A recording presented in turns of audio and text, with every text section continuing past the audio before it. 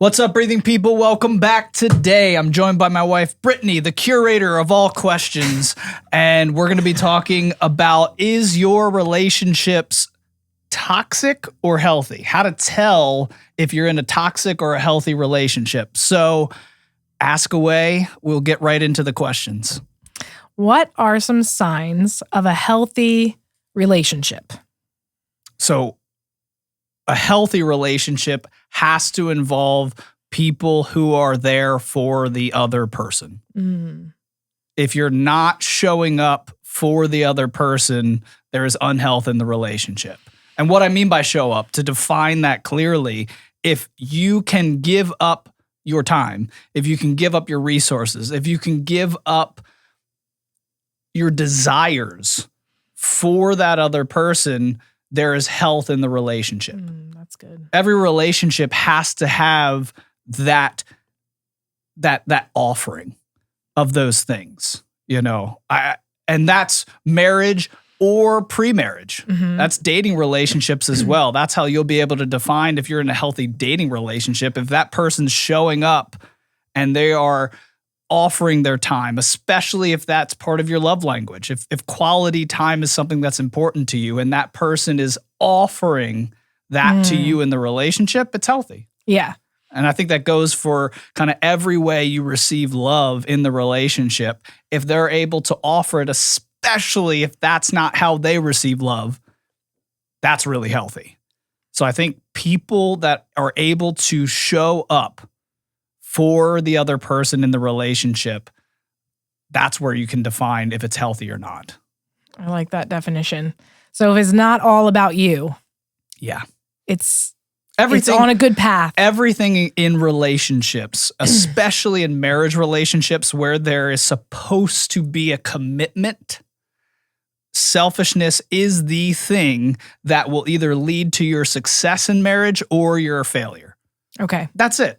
I mean, we like to put a lot of situational components on the relationship to say how it's doing or how it's not doing, but it really comes down to, are the people in the relationship selfish or not? Yeah. I think everything can be boiled down to that. Right. Are you selfish and not wanting to give or show up for the other person in this way, this way, this way, this way? That's going to lead to unhealth and failure in the marriage or relationship. And vice versa. If I'm able to show up and give this, this, this, and this for that other person, that relationship will flourish.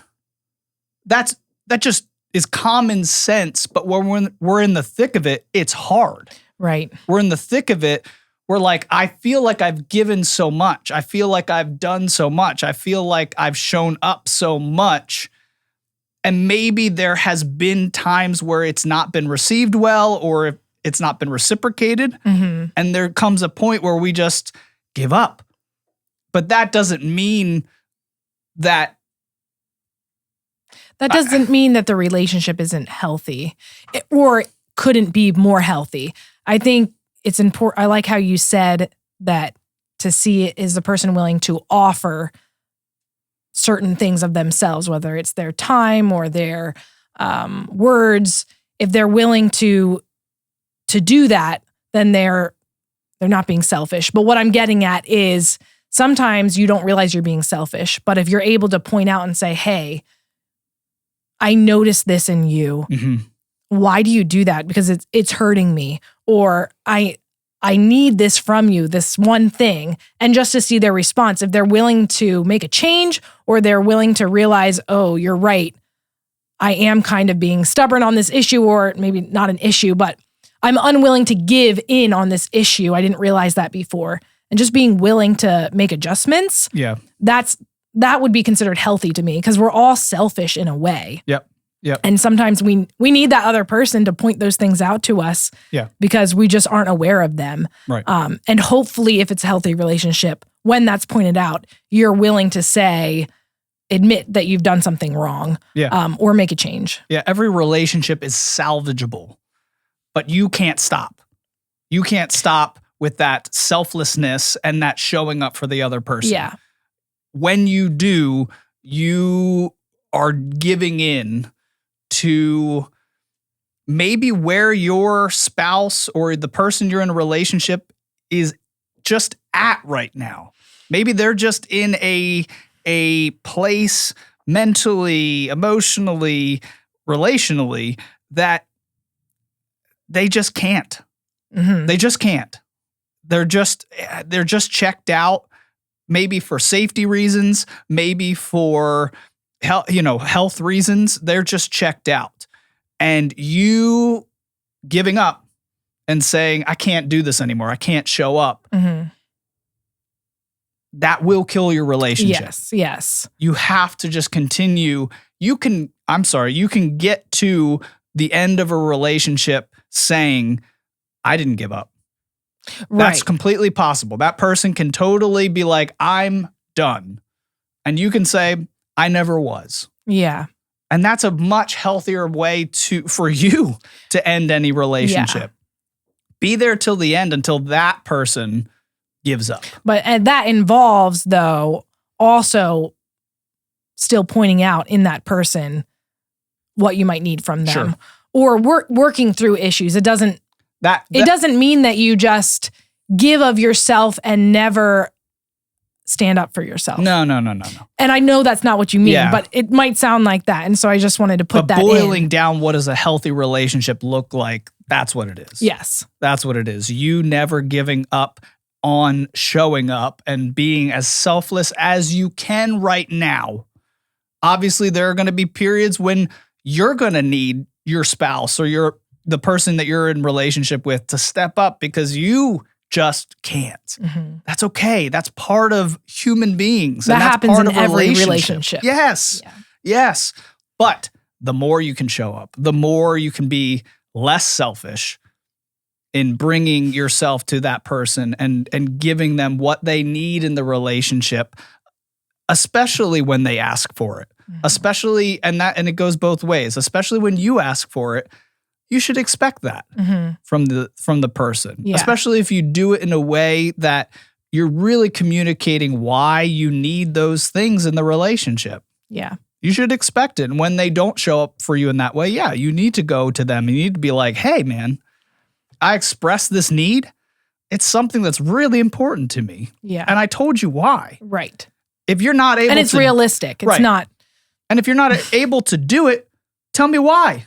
Right. If you're not able to provide for that need that I have in this relationship, tell me. Right. But don't just not do it. It's like that healthy back and forth. Mm-hmm.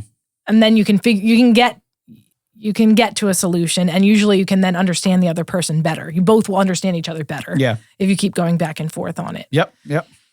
Question 2. What are some habits of those in successful relationships? Ooh. Habits of those in successful relationships. Spoken tongues. Whoa. Falling out of my chair. All right. That's great. Don't do that to have a successful relationship. Oh my goodness, we're falling apart. I would say the number one habit that you could have in a successful, healthy relationship is making time to talk to each other. Mm. Not making time to be with each other, but making time to talk to each other. I think that's one of the things. You can do date nights, you can do, all of these kind of event-based get-togethers with that other person. Yeah. But if the communication is lacking, the health will be lacking. Yes. So if you want to develop healthy habits, the number one is, when are we talking this week? Yes. Are we going to talk in the evening before bed? Are we going to talk in the morning? Are we going to talk over the phone, in the car? Mm-hmm. It's got to happen somewhere. It doesn't need to be this big thing. It doesn't need a date night attached to it. Yeah. It just needs, when are we going to communicate? Because a lot of times, and we've dealt with this in our marriage, there was a time where you didn't feel comfortable yet to just, in the middle of the day, come to me with something that you need more of. Yeah. Or that you want to change in me. Right. And you would do it in times that we had not discussed, you know? Yeah. And don't do things right before bed. well, I just think hell yes, when I'm like falling asleep.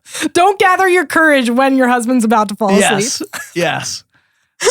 So a better way would be to just communicate. You don't even have to communicate the need yet. You don't have to communicate the desire yet. You don't have to do anything like that. I have an issue about, no, nothing until a time is set for when that talk is going to take place, when that communication is going to happen. Yes. And then you can prepare for that. Then you know you're coming into it. You both know you're coming into it, so you're ready to talk. Yeah. You're ready to communicate, and actually will lead to better communication. Yes. You know, timeliness is so important. Not being taken off guard in communication is very healthy. Yes. You know, making sure that entrapment is not good. No. Entrapment makes people defensive. It makes them angry. It makes them feel like a victim Right. in the communication. You're not trying to do that. You're trying to be healthy. Right. So make sure you make time to have that communication. So I think that's the number one habit that you could develop. When are we talking? Right. It could be today. It could be when are we talking this week? It could be when are we talking? Hopefully within the week. Hopefully within the week. That probably is like That's probably also a good habit. Yeah. That's probably the limit that you want to kind of cap. We're going to talk this week at some point. If you do it daily, great. Right. If you can have some recap or you can have some debrief from the day, awesome. Yeah. That's amazing. We have kids. We go to bed at different times because we're tired. Yeah. It's okay that we don't talk to each other every day. We do talk to each other every day, Right. but Have that space. not have that space for real conversation. Yeah. I would say another habit would be on top of making time to talk to each other. I would say, when are we making time for personal development? If that person that you're in a relationship with is not developing, that relationship will stagnate. If you're not developing, Right. that relationship will stagnate. Because what are you guys going to talk about next? Yeah. What are you growing towards? What are you moving towards in the relationship? Hopefully, there's just an upward trajectory from your personal upward trajectory in your life. Right. That's a hard one. I'm thinking of myself and maybe all the moms out there. It's not. And that's really hard to do. I'm just saying, as a mom. It's not, though. I'm not sure. I don't believe it is. Now, I'll tell you why. Because you do it naturally. One way that you could honestly do this self-development like I'm talking about, I'm not talking about you need to read a self-help book every week and you got to read a biohacking book every week and listen to podcasts on how to be the best you. No. Become aware of the ways that you're growing and developing now through the life circumstances that are presented to you. You have children now. They're in a different stage of life. You have certain responsibilities. Your job is changing. This is happening. This has changed in your life. These are all ways that you're developing personally. Right. Become aware of those ways in which you've developed to meet those new things in your life. Right.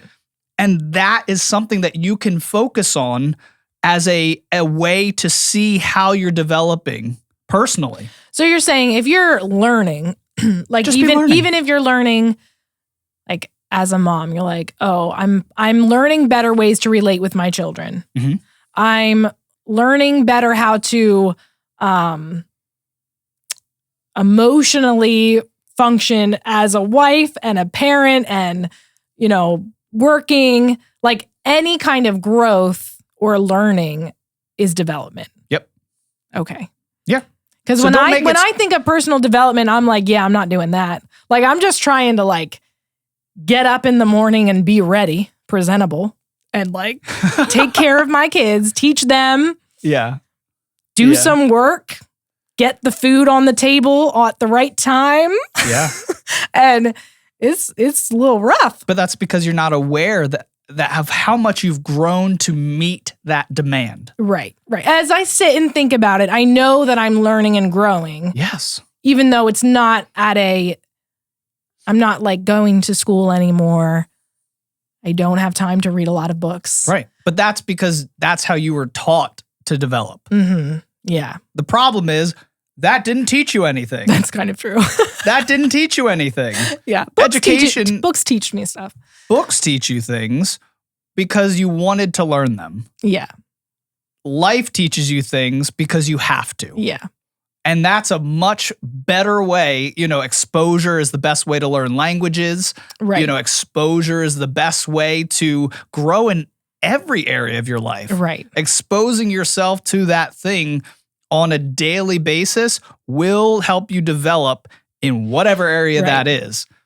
Becoming if aware, if you're willing, yeah, become aware of the different ways that you're growing right now, and bring that awareness into your growth in other areas of your life. What if the way that you're developing and the way you communicate with your children can be turned to your spouse? Your willingness, maybe this is what you were getting to, but your willingness for self-development is going to bleed into your relationship with your spouse or your dating relationship. Because if you're willing to grow personally, then you're going to be willing to grow with the person that you're in relationship with. So that when you do come and communicate and you do have those times where maybe you need a humility check or something, you're going to be able to do that because you're willing to learn. You're willing to grow. And so you'll grow better. Yeah. You'll grow better with the person you're in a relationship with and be able to relate with them. But don't you think that people are not aware that development is going on? Would you say that you were aware of the personal development happening until I pointed it out to you? Yeah, probably not. That's what I'm saying. There's so much growth already happening. If we could have that mindset that we want to grow, because you said what habits lead to healthy relationships. A successful relationship. A habit has to be something that we're aware is occurring, or it's not really a habit. It's an occurrence that happens in our life, but it could be random. We could do it well one day and not well, or do it well one day and not well the next. Yeah. And we have no way to track. We have no way to say, it really went better when I did it this way. I'm going to make sure tomorrow when this occurs, I'm going to do it that way again. That's more habit. Okay. That's more habit. We're aware of it. We can track it. We can see development in it. So if we can just pinpoint ways in our lives now through the circumstances that are a part of our lives and make those into habits. Make those into, hey, I'm seeing that I need to grow in this way to better do this or communicate with my kids or whatever it is. And now say, this is something I'm going to turn into self-development in my life. I'm going to make sure I'm aware when I'm communicating with my kids so that I'm learning through that process and I'm developing good habits. When they act in this way, I will react in that way. Every time. Every time. Because I've seen success in that. And I'm just going to instill that as a habit in my life. That's self-development. And like you said, however you grow in one area of your life will spill over into your other relationships. Because now you've learned a valuable lesson. That when someone comes at me with this emotion and I respond this way, there is health there. Yeah. And then when your husband or your wife comes to you with that emotion and you respond in that way, there is health there. Right. So you've developed. Yeah. You had personal development. So I think that's super exciting if people could just take a look at their own lives and become aware of what's already happening and then make it into new habits, new development tools for their relationships. Yeah. See it as that. Right. See it as that. You don't have to be out here doing ice baths and saunas and, NAD drips and whatever biohacking thing is out there to develop. You're already doing it. Yeah. become aware of your good and bad habits. Yeah.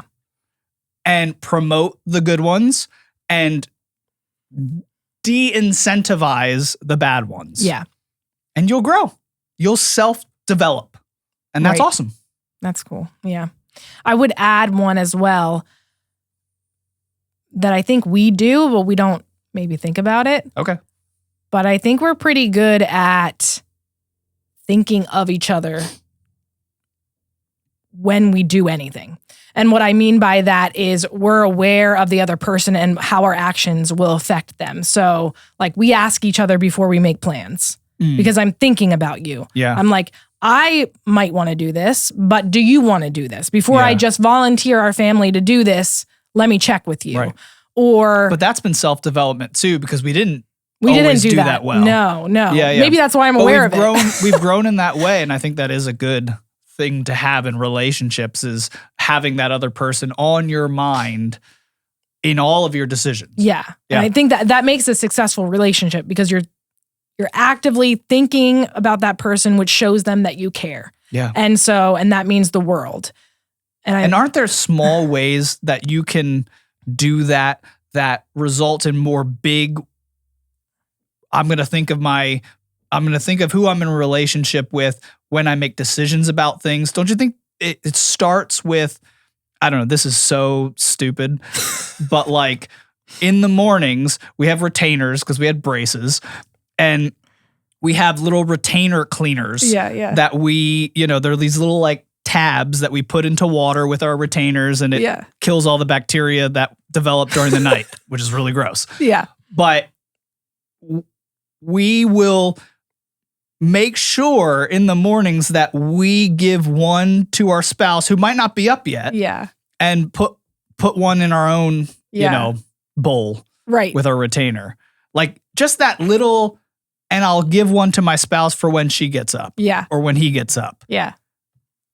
That's so, I said it was stupid, and it is stupid, but I thought of my spouse first thing in the morning in a small way. And it's not stupid because as we've gotten better at doing this, it's kind of cool that practice helps you think about the person even more. So once you start to actively do it on purpose, it becomes easier, and then till it's a little thing like that. Right.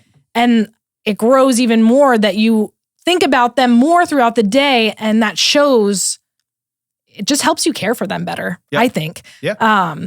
I think then they become a part of your life even more so, which is what it's supposed to be, especially once you get married. When you're dating, you're still kind of figuring out, am I going to live the rest of my life with this person?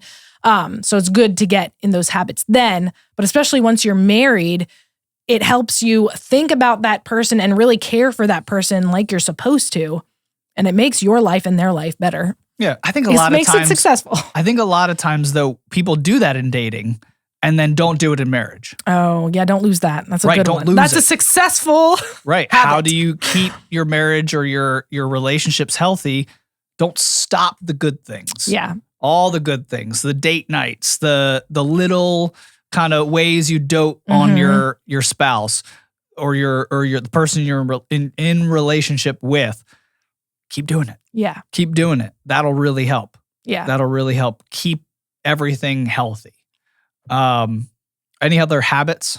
Not that come to my mind first. Yeah, I don't have anything right now, but I'm sure there are, but communication though, making time to talk, and self-development. yeah. Making sure you're growing and aware of the growth happening so that you do it better. Right. That's really all I want by people becoming aware of the development already occurring, is that they'll actually, in the awareness, do it better. Right. You don't want to depend on the person you're in relationship to make you a better person. No. Don't do that. That will make the relationship unsuccessful and unhealthy. Yeah. Yeah. How can someone tell that their relationship is healthy? Didn't we do this? It's very similar. Okay. The first one. What was the first question? The first one was, what are some signs of a healthy relationship? I got you. Okay. So we can skip this one. No, say it again though. How can someone tell that their relationship is healthy? And can I change the question since we've had it similar? Can we talk about what are signs of a toxic relationship? Okay. Because you've got a spectrum, of like successful relationships, healthy relationships, maybe a relationship that's not healthy. But then you've got like the word toxic, which is kind of hyperbolic in a way. But I mean, toxic is pretty bad. So what would be a sign of a toxic relationship? Toxic relationship is where both people, it would be an inverse of the first answer. So if there is you showing up for that person on a regular basis in a healthy relationship, a toxic relationship is a you taking from the other person on a regular basis. So you're going to take from them emotionally, you're going to take from them mentally, you're going to take from them physically, you're going to take from them and take from them and take from them. I think that's really it, because a relationship is supposed to be a coming together, a union which gives to both parties. So if someone is taking from you, they are ripping the nutrients, they are ripping the health from that relationship, which is toxicity. Yeah. So I think, and this could occur in so many different ways. Like I said, it can occur emotionally, where you're just on a person constantly, not giving them the chance to come get above water emotionally, where you're just on them about how bad they are. You're on them about how unhealthy they are, how unsuccessful they are, how whatever it is. You're just pounding on them and not letting them grow emotionally. Yeah. You're keeping them in that place, that box of, hey, you're never going to amount to anything. And so can you just flip that a little bit and just speak a little bit of how somebody might feel if they are in a relationship and they are coming into it and the person is toxic that they're in a relationship with? Right. And so how should they feel? How should they be? What signs? I know what you're saying. How are they feeling? Okay. To realize this person is a toxic person and maybe I should not be in a relationship with them. Yeah. Yeah, I understand. The way in which you know that you're in the toxic relationship, that you are the receiver of that toxicity, is by you being able to identify, am I being, well, I think that's why I kind of want to continue on the other side, because I think it could paint a better picture for that person. Okay. Because I'm struggling, because you can kind of flip the script and then I can go through emotionally, mentally, physically, how people are being taken advantage of. But that could look so many different ways. Yeah. Yeah. In each of those categories. Yeah. So I would just say we can go with it though. I just have to think through those scenarios a little more from that perspective. So how do I know that I'm in a toxic relationship, that I'm being toxified in the relationship? I mean, an easy one will start with physical. Mm-hmm. If that person, especially if you're in a married relationship and you're having sex, if that person cares little for your sexual experience in the relationship, that's a sign that there's toxicity. Yeah. That breaks my heart when I hear stats of how many women are in marriages where men are addicted to pornography, and because of that, they get their sexual kick out and care, because in pornography, there's so little care for the woman and her sexual pleasure. Yeah. It's just about the guy. Yeah. That carries over into your bedroom. Yeah. And you will care so little for the sexual pleasure of the person you're in relationship with, because that's what you think is normal. Yeah. That's how your mind has shifted and been transformed and rewired by your addiction to pornography. Now, you don't have to be addicted to pornography for that still to be a thing. Yes. You could just be so selfish that you care so little for that person's sexual experience. Yeah. And I say sexual experience because it's supposed to be something that is growing. Yeah. It's supposed to get better. Right. It saddens me when I've seen people, they say, man, my sex life has just been the same or Gone down over time. And I'm like, what? What do you mean? Yeah. Like, that doesn't even make sense to me. And it shouldn't make sense to a person who desires to be in a healthy relationship. Right. So you should know that you're in a toxic relationship is if your sex life is going downhill. Yeah. Your sex life, not the other person's. The other person can get their kick off and be fine. Right. But your sex life, there's nothing there. You're not being pleasured. You're not being, you're not being served. Mm-hmm. I think that's a really great way to talk about it. There should be service. So again, it's all about that other person. They're just taking and taking. Taking, never serving. Yeah. And that takes someone giving a little to serve you. Yeah. Like they're taking a little off their plate and giving it to you. Mm-hmm. That's how you have a healthy sex life. Yeah. Stop caring so much for, keep kicking the table. Stop caring so much for your experience. Right. And develop a care for the other person's experience. Yes. That's been something that has been super healthy in our relationship is my desire to care less about my experience and more about yours. It heightens both. Mm-hmm. That's when you know there's health. Right. Is when the whole experience is heightened because of service to each other. Right. So I think that's one way to know physically that you're in a toxic relationship. Emotionally, you should know you're in a toxic relationship is if there is no encouragement. If there is no edification where that person is trying to lift you up or encourage you in any way. They're not. Yeah. Not trying. That should be there in a healthy relationship. Yeah. Even if it's not, if they're not totally developed in a, let me rephrase that.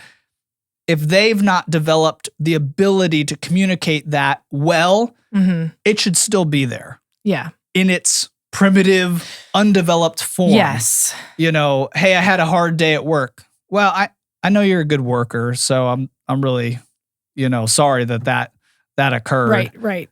Like that doesn't help anything. And it's not really a great way to communicate like, man, you are this type of worker. I can't believe that they would not see that awesomeness in you, but maybe they're not there yet. Yeah. They're not there yet, but at least it should be there in some capacity that there is encouragement happening in different areas of your life. Instead of a deeper cut, instead of giving a deeper, well, let me just make it worse for you. Well, maybe you talk too much, or maybe they see that part of you that I don't like. Right. And that's why it's not going well at work. Yeah. Yes. There's a lot of pokes and prods and, here's one.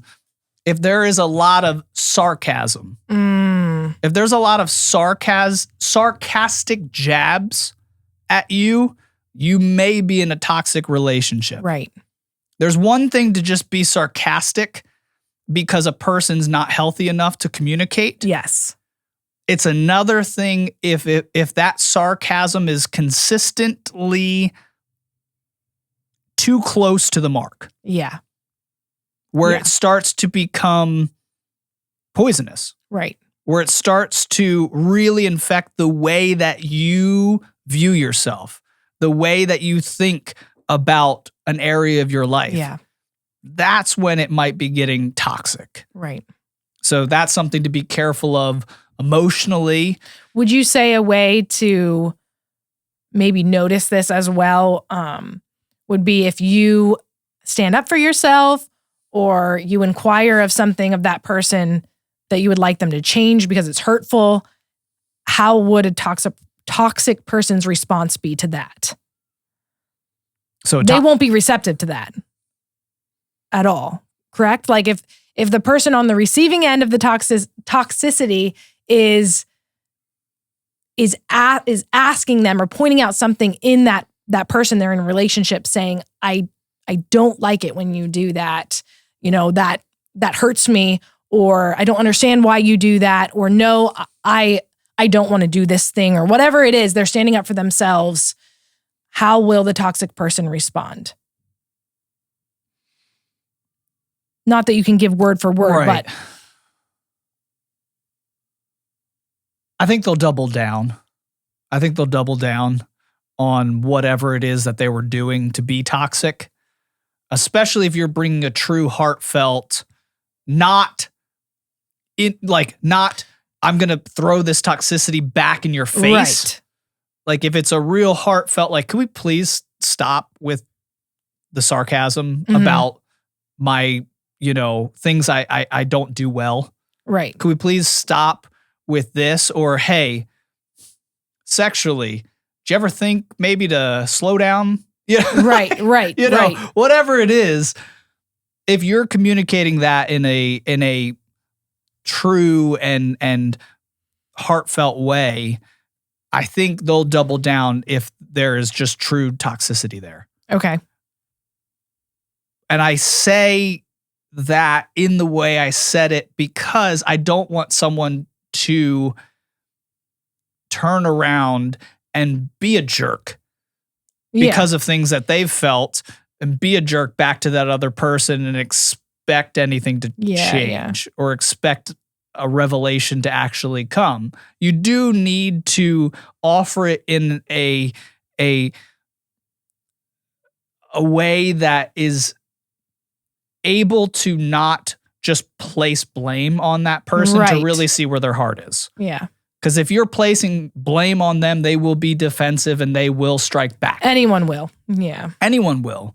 And that's really hard, especially if you are in a toxic relationship. I get it.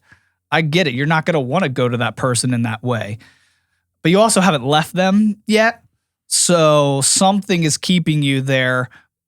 Could you please just try and go to them in a good faith way so that they can reveal, like, you know what? I'm sorry I speak to you in that way. Honestly, it's work. I'm just so done and stressed out by work that I'm just taking it out on you because I feel powerless at my job. There could be real things going on that causes a person to be toxic. Right. Honestly, we know this from just our little journey into emotional health. Yeah. Any time that there is a lid put on your emotions because of a life circumstance or because of choice, you're putting a lid and the spillage out of that jar of emotions that you're choosing not to deal with, but to just close off with indifference will spill out in sarcasm, will spill out in toxic ways. Yeah. Because it's just toxic sludge in there. Yeah. If it's not dealt with, if you're not getting through and figuring out what's making you sad and what's making you mad and what's making you fearful. Yeah. All that's just mixing together and forming a toxic mixture that will come out. It will spill out of that jar, no matter how much indifference you put on your emotions. Right. So there could be a lot going on that's leading to that toxicity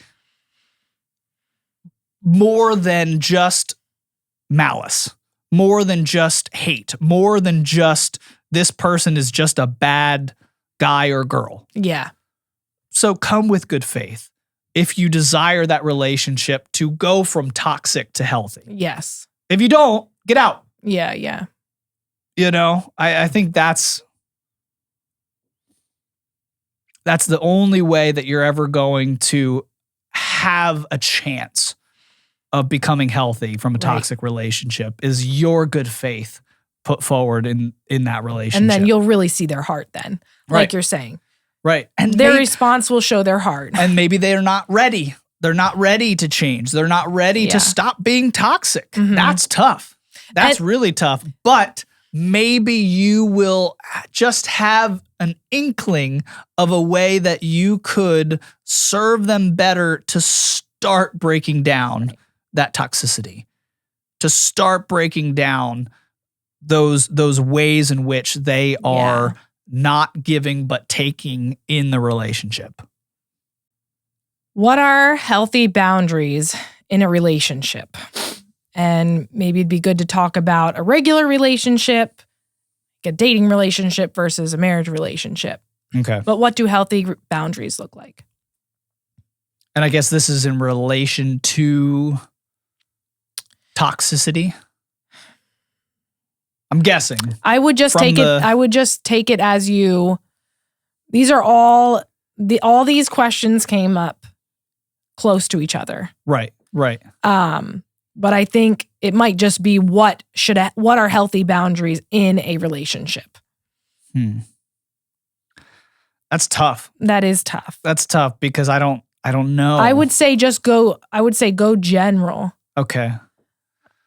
Oh, you goodness. know, the first one that comes to my mind is just respecting the other person for who they are. Okay. Is a healthy boundary and not forcing your opinions and your thoughts on them. That's like a, I guess, emotional boundary, but accepting what they think and how they feel for what it is and accepting that. Okay. And not that you have to agree with it and not forcing them to agree with what you think. And just, that's a boundary there that should be respected. You should respect them and they should respect you. Yeah. When it comes to whatever it is. Agree to disagree if you don't agree on it. But I would say that's a healthy boundary because you are respecting and caring for who that person is and where they're at right now. Yeah. That's just the first one that came to my mind as a healthy boundary in a relationship. That's really good. I think it's such a broad question that it's almost unanswerable without a real relationship example. Why don't we do this? Because I think it has to do with a dating relationship. Because that's how most of these are. Or at least the questions that came up, it seems like dating relationships. Yeah. I think a healthy boundary in a dating relationship, on top of what you said, I think what you said is great for all relationships. Because I think when we value the person, and we've talked about this in the past, the holy separateness to that other person, where you're viewing them not as an it, but a thou. And what that means is if you're viewing them as an it, you can push on your opinions and your values and your dreams and your thoughts onto them and smother them with you. Expect them to comply. Right. But there should be a holy separateness in every relationship, friendship, dating, marriage relationship, every relationship. There should be a value placed on their separateness, their values, their opinions, their thoughts, their dreams. And you should have value in your own. Right. And that's so crucial to every relationship. And it's something that I've only learned recently. I've always thought that there should be this like melding of values, melding of opinions, melding of all of these things, especially in a marriage. You're like, we have to become one. Yeah. Yes, in certain ways. In others, you need to respect that person's personal values, their personal opinion. That's how you're going to grow in the relationship, and how you're actually going to have healthy relationships is when you can authentically say to the other person, what do you think? Yeah. That's what adds value to the relationship. And you actually want to know. And you actually want to know. Yeah. Not what do you think as a... This is the right thing to say right now. Right thing to say, or I'm going to ask you this so that I can move you to what I want. Yeah. That happens a lot too. Yeah. I'm guilty of that. So authentically caring about the opinion of that other person and valuing them in their separateness is so crucial. So crucial. Another boundary and if we put it in a dating context,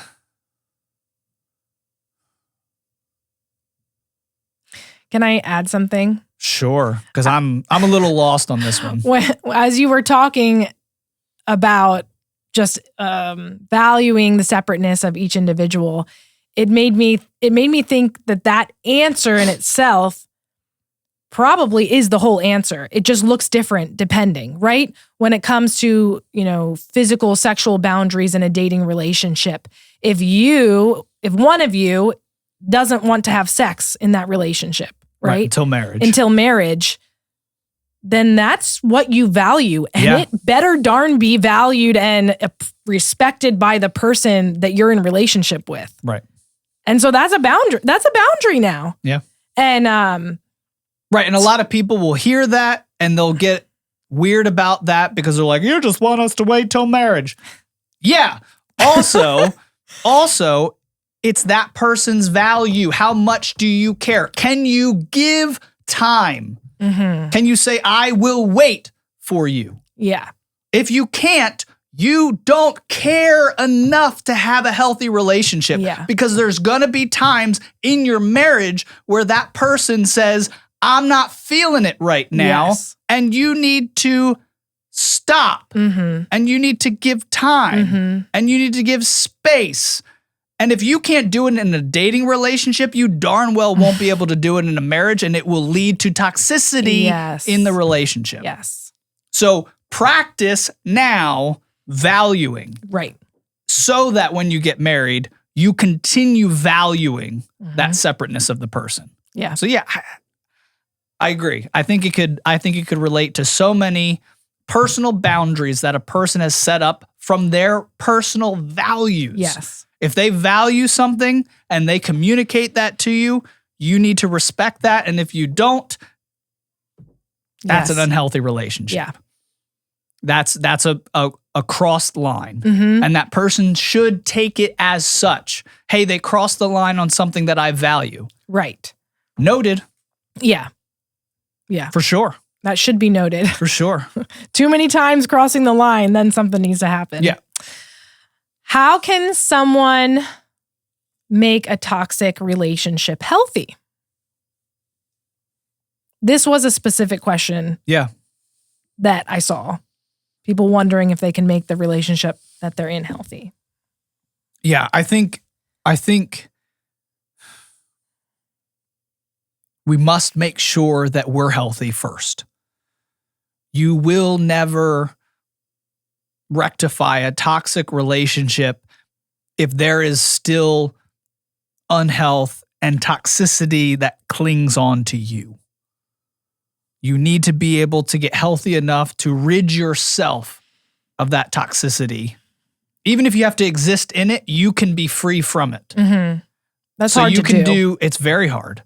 It's very hard, but it's a hard situation. Mm-hmm. You're trying to get out of something that's wrong. Yeah. Toxic relationship is wrong. We're not supposed to live in toxic relationships. We were made to have healthy relationships. Yeah. We're just a broken people. Mm-hmm. We're just live in a broken world, and so we're going to have toxic relationships. If you feel like it is possible, that possibility, that faith exists for you to get back to health, maybe if it started that way, or just develop health if it's always been this way. Yeah.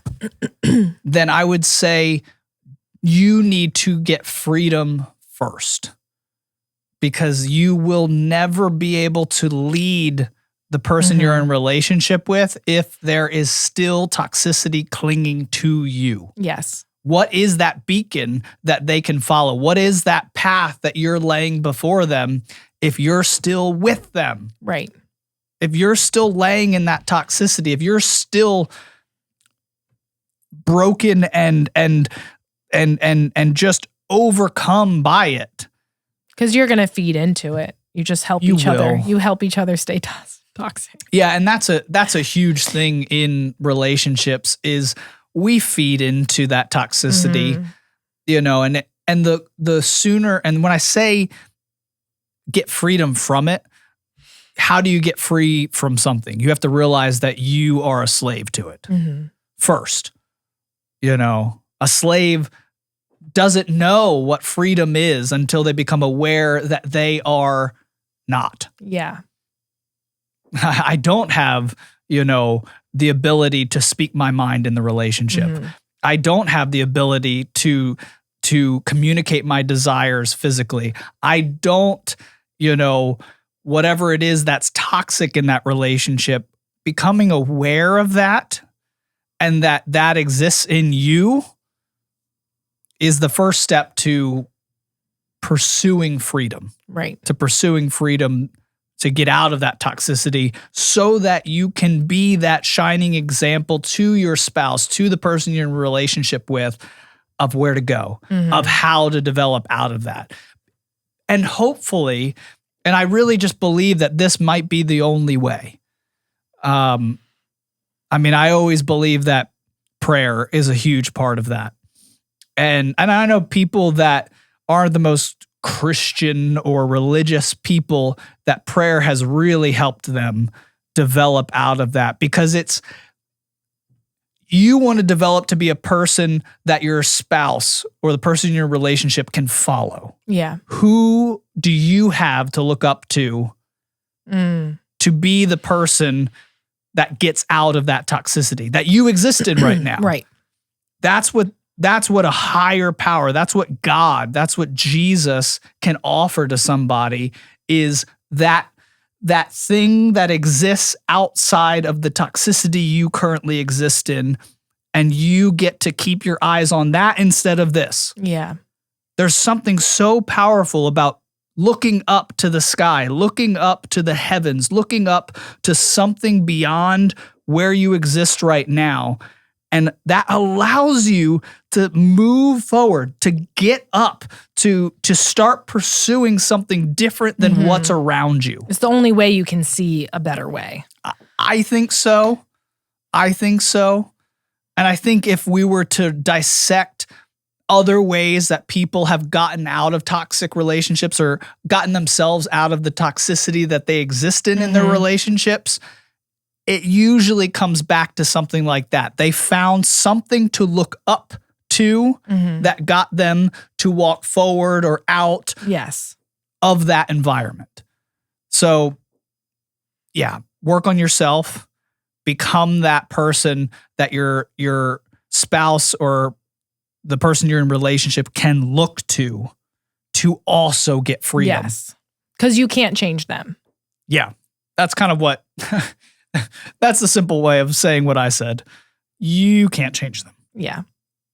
You can't say anything. You can't send them to a counselor. You can't send them to this class. You can't make them watch this YouTube video. You can't make them change. Yeah. But you can change. Yeah. And that is so much more powerful than anything they'll watch on YouTube, anything that they will experience in a counselor's office. It just is. Yeah. It just is. That's good. How to move on from a toxic relationship. And I'm going to combine it with this other question because they're so similar. How to move on from a toxic relationship, how to know when to leave a toxic relationship. I think it goes back to what you said. If you are having a good faith effort to present your needs to the other person and they say, jump in a lake. I'm not changing anything, or I'm not in the wrong, or it's actually you that makes me this way. Yeah. If any of those things are in place, it's time to move on. Yeah. There has to be a thread of humility. It doesn't even have to look like humility. It just needs to look like, my bad. I'm sorry about this part. I wish I could be better. I want to change. There has to be something. There has to be something that stems from humility that allows that person to communicate, I know there's something wrong here, and I would like it to be different. Yeah. But if that doesn't exist and it's just pushed back on you and there's blame and there's all of this stuff, this pushback on you when you try to bring this up, when you try to communicate well. Again, there's nothing you can do. Yeah. There's nothing you can do. And how can you leave? So that tells you when. Right? That tells you when. And how do you do that? Especially in a marriage relationship. And this is the tough one because this stems right from, my personal faith and belief in Jesus and the things that he set up in his word. I have to abide by that. That might not be everybody's philosophy that they abide by. It's mine. I don't think that there is a way to, I think there needs to be as much effort as humanly possible if there is no adultery, if there is no physical abuse happening in that relationship, it's just toxic, which is bad. Don't get me wrong. It feels like abuse. Yeah. It might be abuse. Yeah. Emotional or mental, but if those things, that's what the word says, has to exist for you to just cut that off. If you're in marriage. Even though there's room for space. You can make space. Yeah. You don't have to stay super close to that person. Yeah. If there's no way that you can get healthy on your own. Yeah, that's a great point. Without just saying, I love you, but I know that you need help and I need help. Yeah. And so I'm going to make some space between us. Yeah, that's a great point. I think that's so healthy. That's so healthy. Yeah, sometimes that's the best thing you can do for your spouse and yourself. Yeah, if you could communicate to your spouse, this isn't great. This stinks. This is toxic. Yeah. I don't want to live in this. I don't really think you want to live in this. Do you like this? Right. And they might be defensive and be like, nothing's wrong, everything's fine. Maybe they grew up in a household that was toxic and this is just normal life to them. There is a lot of precedent also in scripture of you needing to separate yourself from people that are toxic, that are in sin.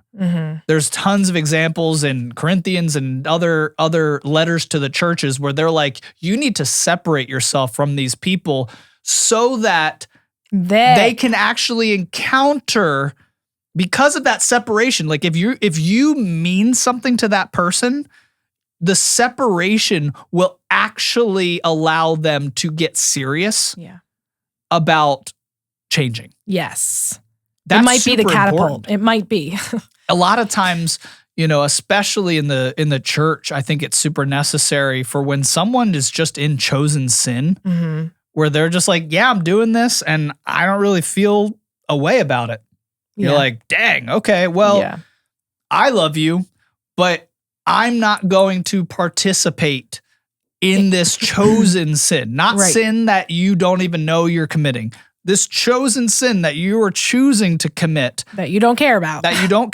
I will separate myself from you, and hopefully our relationship means enough to click something in your brain that you're like, I got to get this right. Yeah. Because that relationship is way more important than this thing that I'm doing. Yes. And yeah, space is really important. I like that you said that, because that might be another way to fix toxic relationships, is you not being in them. Yeah. Yeah. Doesn't mean you have to end it. It doesn't mean that you have to divorce your spouse if you're married. It just means that you're going to give space. Yes. And space is such a healthy thing. Yeah. Yeah. That's great. What would you say for those who are dating? Bye. Yeah. Bye. That one's easy. If it's toxic now, it's going to be toxic forever. Yes.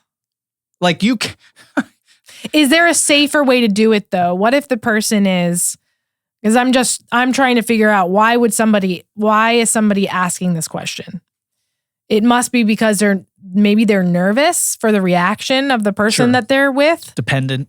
Yeah. What are some ideas for how to pull out of that as gracefully as possible? Or there's not a way. Who cares? Okay. Who cares? Yeah. If you're in a toxic relationship and you're dating, bye. Yeah. Yeah. I don't really think you need to have grace for that. Just be like, okay, this is not working. Hey, you're toxic. Get away from me. Yeah. You're not committed to that person. You're dating. Yes.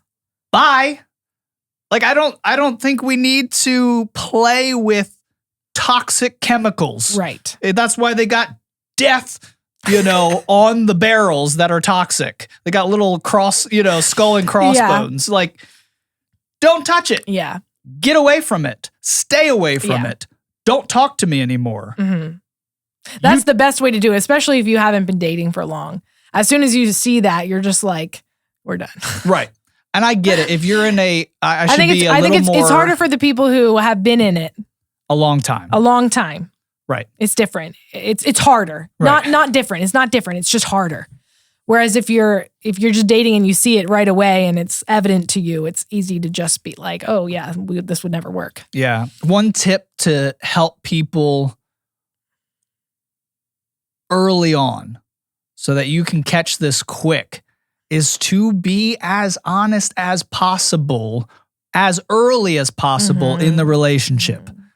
The more that you can bring yourself to that person and see how they respond to it will tell you so much about how the relationship will be a week from now. Yes. Days from now. But eventually years from now. Honest with them and with yourself. Yeah. Don't see something they do and be like, oh, and make excuses in your head for them. No, Nope. You need to ask them. You need to talk about, you need to look at it as realistic as possible. Right. Because then you're going to get yourself in a trap. Right.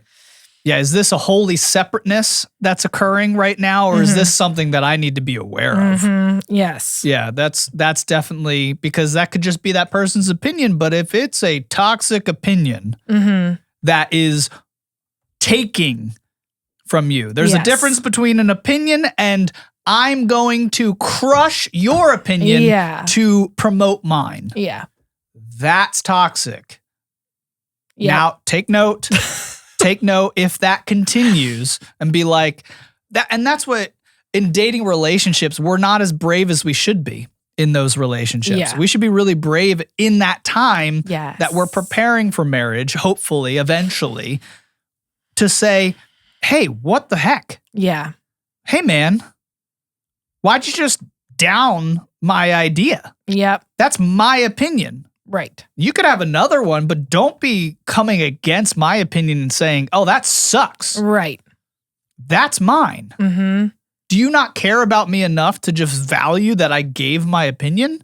And if they're like, no, cool. Or they might not say that, but you can see from their actions they continue to act that way. Their actions speak for themselves. Yeah. It's hard. It's hard. I would say, yes, if you've been in that long relationship where you're already living with the person, sleeping with the person, you're in that married mode without the marriage commitment behind it. Yeah, that's tougher because maybe you have finances linked and you got this linked and, I don't know, whatever else kind of unites you right outside of marriage. It's hard to break that off. How would you do it in a way that is, I still think you need to just get out. Yeah. Just get out. Do it as space at first. Wait, what do you mean? Do it as space at first. Like, do it as I just need space and then cut it off. Right. That actually might be the safest way to do it. Just be out of that environment first and then start cutting those things off, whatever is uniting you guys. Better to do it now. Do it now. Yeah. Yeah. But if you haven't been dating with a while, bye. Yeah. Goodbye. Don't need this. You don't need relationship in your life. You do need relationship in your life. No, you're right. You need relationship in your life. You don't need that relationship in your life if it's toxic. Yes. Don't need it. There's other relationships that I can have. And you're like, but it's hard to find somebody. You will. You will find you deserve somebody that will respect you and care for you. Yeah. So that's a tough one, but kind of not. Yeah. Kind of not. It just stinks for those who've been in the relationship. I think for a long that's time. it. It just stinks. It just stinks. It's a bummer. Yeah. But kind of cut and dry. Yeah. Kind of cut and dry on what your next right step is. Mhm. So That was the last question. that's it. All right. Well, thank you everybody for watching. I hope that if you're still here, you got something out of this. There must have been something that brought you to this video on either you wanted to be healthy in your relationships or you're in a toxic relationship right now, which I'm sorry about. And I pray that you will find freedom in your life to move past this relationship or to bring health to that relationship through the freedom that you found. That's my prayer. And I'm serious about praying for that for you. So we will see you on the next episode. If you want us to talk about a certain subject when it comes to communication or relationships or marriage or whatever it is, put it in the comments. If you're listening to this on an audio platform, put it in the reviews. We want to hear from you. We want to talk about what you want us to talk about. So we're curating these questions from the internet. We would like it to come directly from our community of people that actually listen to us. So do not be afraid to put that in the comments. All right. We'll see you on the next episode. Love you all. Goodbye.